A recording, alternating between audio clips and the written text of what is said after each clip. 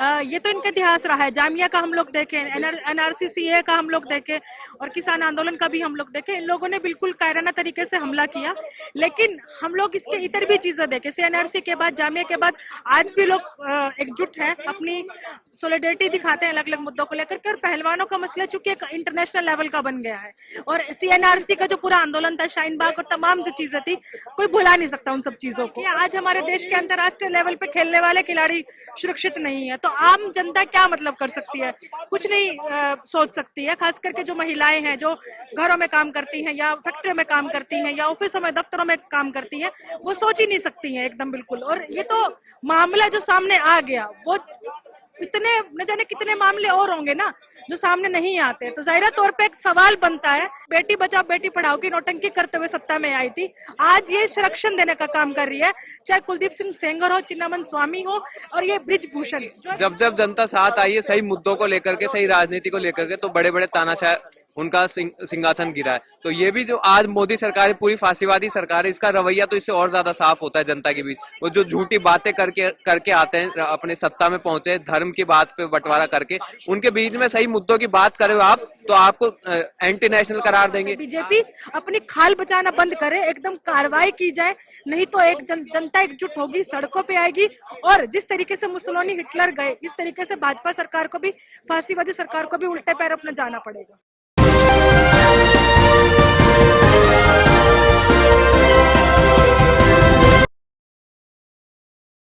जैसे कि लगातार आप देख रहे हैं कि पहलवानों के साथ जो रात में हुआ उसको लेकर के लोगों का गुस्सा फूट रहा है। और नौजवान जो हैं, तमाम छात्र संगठन के लोग जो हैं वो यहाँ मौजूद हैं, उनसे भी बात करेंगे। पर जो इनके हाथ में बैनर है उसके बारे में बात करना जरूरी है। जैसे कि आप देख सकते हैं, संघर्षरत पहलवानों के समर्थन में नौजवान भारत सभा दिशा। तो यही आप देखेंगे कि भारत की क्रांतिकारी मजदूर पार्टी, और इसी के साथ साथ आप देखेंगे कि स्त्री विरोधी भाजपा सरकार मुर्दाबाद। इसी के साथ साथ एक भाई कुश्ती फेडरेशन के भ्रष्टाचार पर रोक लगाओ, खिलाड़ियों को डराना धमकाना बंद करो। Delhi state anganwadi workers and तमाम यूनिटी के लोग का गुस्सा फूट रहा है। और कल रात को जिस तरीके से देश की बेटियों की इज्जत आबरू को तार तार करने की कोशिश की गई, कैसे देखते हैं? क्योंकि तमाम जो प्रोटेस्ट होते हैं उसको ऐसे ही उजाड़ा जाता है रात के अंधेरे में। बिल्कुल, ये इतिहास रहा है इस मोदी सरकार को, क्योंकि दिन में तो ये कुछ कर नहीं सकते, है ना। और रात में ये लोग आए, कायराना तरीके से आए। पानी, चूंकि हम लोग सब जानते हैं, दिल्ली में कई दिन से बारिश थी, पूरा घुटने तक पानी भर गया था। सिर्फ सोने के लिए फोल्डिंग्स वो लोग लेकर के आए थे।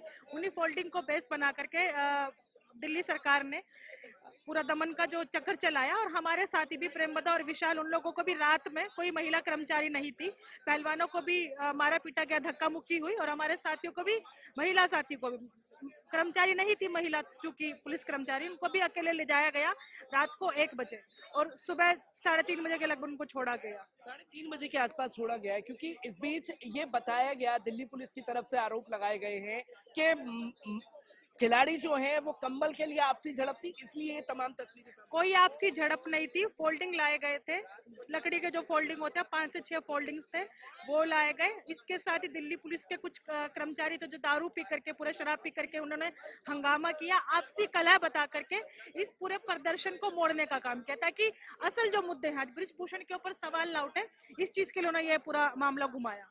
ब्रिजभूषण के ऊपर सवाल न उठे, क्योंकि हम देख रहे हैं कि नशे की हालत में पुलिस प्रशासन द्वारा ये कदम उठाया गया और आरोप पहलवानों के ऊपर ही मर दिया गया कि पहलवान जो है कंबल के लिए लड़ गया। एक इंटरनेशनल प्लेयर जिन्होंने देश का नाम रोशन किया, वो कंबल के लिए लड़ेंगे। हाँ, ये बोलना बहुत आसान है, तरह तरह से झूठ बोलो, बार बार बोलो, जो मोदी जी कहते हैं तरह तरह से बोलो, और करते भी हैं, वही हो रहा है।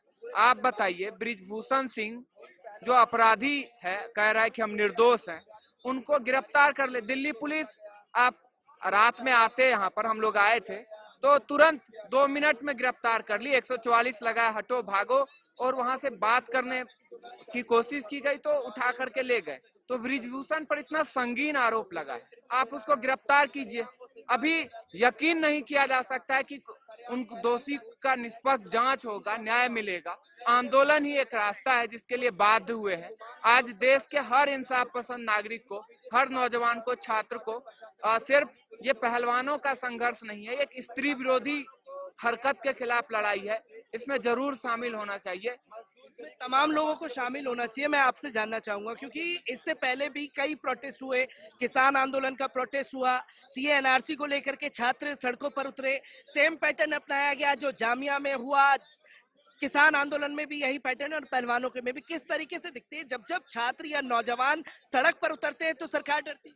जी बिल्कुल डरती है। अभी कल का ही मामला है, हम दिशा छात्र संगठन की ओर से कल जॉइंट प्रोटेस्ट डीयू में होने वाला था। तो प्रोटेस्ट एक पीसफुल रैली निकालने का समर्थन में, रेसलर्स के समर्थन में वो रैली निकालने का प्लान था, लेकिन प्रोटेस्ट शुरू होने से पहले ही वहाँ 2 मिनट पहले ही कहते हैं कि धारा 144 लग गई, आप यहाँ प्रोटेस्ट नहीं करते।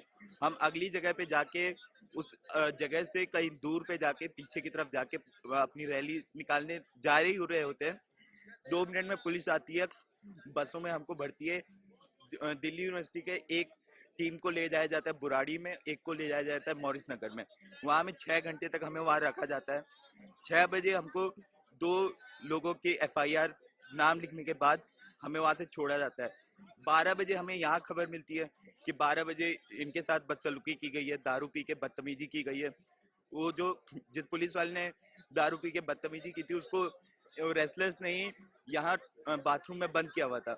15 मिनट बाद एक हैवी डिप्लॉयमेंट पुलिस का आता है, वो उनको, उस पुलिस वाले को उसका जो लिकर टेस्ट करने के बजाय उसको वहाँ से छुड़ा के लेके जाता है। हम यहाँ आते हैं, पूरा बैरिकेड आगे से लेके पीछे तक पूरे चारों तरफ से इसको घेर दिया जाता है। हम वहाँ जा रहे होते हैं, हमारे 2 साथियों को डिटेन कर लिया जाता है। एक महिला जो हमारी साथी थी, उनको पुरुष पुलिस वाले आते, कोई महिला साथी उनके साथ होती नहीं है, उनको 3:30 बजे सिविल लाइन से छोड़ा जाता है। तो यही बात है कि कोई भी इंसाफ पसंद छात्र कहीं भी आज के ये जो फांसीवादी सरकार है इसके खिलाफ कहीं भी बात करता है तो उसको पूरी तरह से दबाने की यहाँ कोशिश की जाती है। ये बात की जाती है कि आपको डरा धमका के, पुलिस फोर्स दिखा के ये कहा जाता है कि आप चुप रहिए, आप इन मुद्दों के खिलाफ सड़कों पे मत आइए, आप अपने घर पे बैठिए। कुछ भी ऐसा जो भी होता है, आज देखिए कि महिला विरोधी, दलित विरोधी जो आज पूरे समाज में जितनी चीजें फैल रही हैं, इसके खिलाफ लोगों को चुप रहने की, जितना भी ये पुलिस का डर दिखा के यही किया जाता है कि लोग डर जाए, यही उनका मेन मकसद रहता है। तो हम इसी के खिलाफ यहाँ आए रखे हैं कि ये जो डराने धमकाने की जो राजनीति है इसके खिलाफ हम बात करते हैं। डराने धमकाने की जो राजनीति चल रही है उसके खिलाफ आप लोग जुटे हैं। जो तस्वीर सामने आई कि उससे छात्र डर जाएंगे, क्योंकि इससे पहले भी तो कई आंदोलन को उजाड़ा गया है।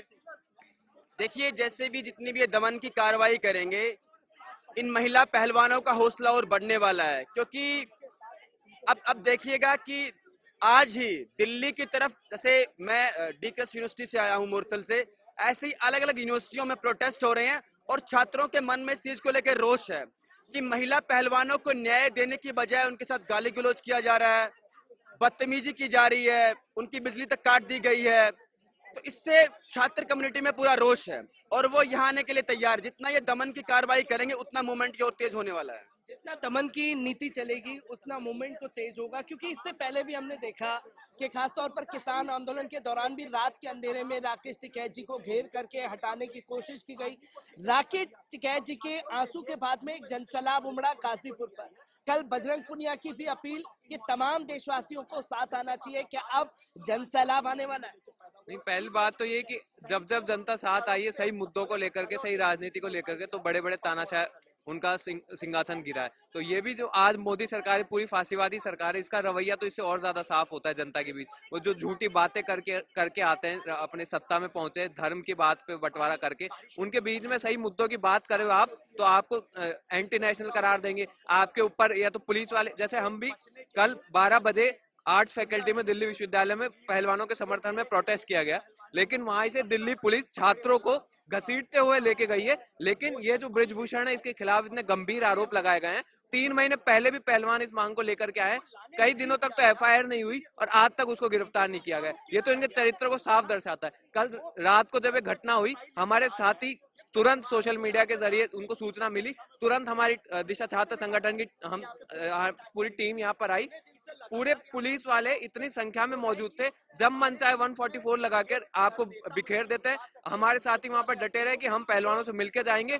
पुलिस वाले हमारे 2 साथियों को गिरफ्तार करके दूर दूर ले जाके छोड़ते हैं। हमारे एक महिला साथी को उन्होंने गिरफ्तार किया और सिविल लाइन पुलिस स्टेशन में लेके गए, वहाँ कोई महिला पुलिसकर्मी नहीं थी। तो ये तो इनके चरित्र को और साफ करता है। जनता के बीच इनके खिलाफ तो अब डिसकंटेंट बन ही रहा है, लेकिन ये आज रेवोल्यूशनरी पॉलिटिक्स का मकसद है कि उनकी जो डिसकंटेंट है उसको पॉलिटिकली और सोशली ऑर्गेनाइज करे। तो उसी मुद्दे को लेकर के दिशा छात्र संगठन हम छात्रों के बीच काम कर रहे हैं। क्योंकि महिला भी हमारे साथ में मौजूद है, मैं आपसे जानना चाहूंगा, क्योंकि सबसे पहले सवाल ये संविधान ने अधिकार दिया है कि आप किसी महिला को गिरफ्तार करने के लिए पहुंचेंगे या उन्हें हटाने के लिए पहुंचेंगे तो महिला पुलिस होनी चाहिए, जो कि कल देखने को नहीं मिला। अगर महिला किसी पुरुष के ऊपर आरोप भी लगाती है तो सबसे पहले एफआईआर दर्ज होती है, पर यहाँ एफआईआर भाजपा नेता है तो नहीं होती, कोई विपक्ष का होता तो अब तक एफआईआर दर्ज हो जाती। अब जब देश की बेटी जिन्होंने नाम रोशन किया है, तो ऐसे में आम बेटियां किस तरीके से देखती हैं जब उन बेटियों को इंसाफ नहीं मिल रहा, तो क्या आपको इंसाफ की उम्मीद है? नहीं, बिल्कुल भी नहीं है, इस सरकार से तो बिल्कुल भी नहीं है। और जिस तरीके से अपने अगले साल के चुनाव को एकदम मद्देनजर रखते हुए ये भाजपा सरकार बृजभूषण को बचाने का काम करते है, शर्मनाक बात है। और बिल्कुल आपने सही सवाल किया, आज हमारे देश के अंतर्राष्ट्रीय लेवल पे खेलने वाले खिलाड़ी सुरक्षित नहीं है, तो आम जनता क्या मतलब कर सकती है? कुछ नहीं सोच सकती है। खास करके जो महिलाएं हैं, जो घरों में काम करती हैं या फैक्ट्रियों में काम करती हैं या ऑफिसों में दफ्तरों में काम करती हैं, वो सोच ही नहीं सकती हैं एकदम बिल्कुल। और ये तो मामला जो सामने आ गया, वो इतने न जाने कितने मामले और होंगे ना जो सामने नहीं आते। तो जाहिर तौर पे एक सवाल बनता है आज इस भाजपा सरकार पे कि बेटी बचाओ बेटी पढ़ाओ की नौटंकी करते हुए सत्ता में आई थी, आज ये संरक्षण देने का काम कर रही है। चाहे कुलदीप सिंह सेंगर हो, चिन्नामन स्वामी हो और ये बृजभूषण, जो एकदम छाती चौड़ी करके एकदम पूरा बोलते कि हाँ मैंने मौत की है, मैंने किसी को मारा तो बिल्कुल मारा है मैंने, ये मुझसे हुआ है, जैसे एकदम उसका हौसला दिखाई देता है ना। और इसी चीज के साथ ही जैसे बलात्कार के ऊपर या फिर यौन उत्पीड़न के जो उनके ऊपर मामले लगे, एकदम उसमें एकदम शर्मनाक बयान जो सामने आया कि मैं ये करता हूँ, मैं ये खाता हूँ, तो ये शर्मनाक बात है। बीजेपी अपनी खाल बचाना बंद करे, एकदम कार्रवाई की जाए, नहीं तो एक जनता एकजुट होगी, सड़कों पे आएगी। और जिस तरीके से मुसोलिनी हिटलर गए, इस तरीके से भाजपा सरकार को भी, फांसीवादी सरकार को भी उल्टे पैर अपना जाना पड़ेगा। क्योंकि एक आखिरी सवाल आपसे लेना चाहूंगा कि जिस हिसाब से हम लोगों ने देखा कि किसान आंदोलन को पुलिस के दम से हटाने की कोशिश की गई, उसके बाद बिखराव देखने को मिला, सीएनआरसी के प्रोटेस्ट में तमाम लोग जमीनी स्तर पर थे, इसी तरीके से पुलिस का डर दिखा करके हटाने की कोशिश की गई। क्या पहलवानों को हटा पाना आसान है? नहीं, देखिए ये तो इनका इतिहास रहा है। जामिया का हम लोग देखें, एनआरसी सीए का हम लोग देखें और किसान आंदोलन का भी हम लोग देखें, इन लोगों ने बिल्कुल कायराना तरीके से हमला किया। लेकिन हम लोग इसके इतर भी चीजें देखें, सीएनआरसी के बाद, जामिया के बाद आज भी लोग एकजुट हैं, अपनी सोलिडेरिटी दिखाते हैं अलग अलग मुद्दों को लेकर के। और पहलवानों का मसला चूंकि एक इंटरनेशनल लेवल का बन गया है, और सीएनआरसी का जो पूरा आंदोलन था, शाहीन बाग और तमाम जो चीजें थी, कोई भुला नहीं सकता उन सब चीजों को। और उससे न जाने कितनी महिलाओं को, क्योंकि महिलाओं का आंदोलन था, सीधी जाहिरा तौर पे सीएनआरसी एकदम जो कमजोर करने की बात की गई वो नहीं हुआ है। आज भी ऐसे दमखम लोग रखते हैं कि एकजुटता होगी और लोग लड़ेंगे अपने संघर्षों के लिए, और ये कमजोर करने की बात तो नहीं आती है, एकजुट होंगे, इससे और मजबूती मिलेगी। संघर्ष के लिए लड़ेंगे। जैसे कि आपने देखा कि खाप पंचायतों से हमने बात की, युवा छात्र हमारे साथ मौजूद थे और तमाम किसान यूनियन के लोग जो हैं अब वो धीरे धीरे जंतर मंतर की तरफ रुख कर रहे हैं।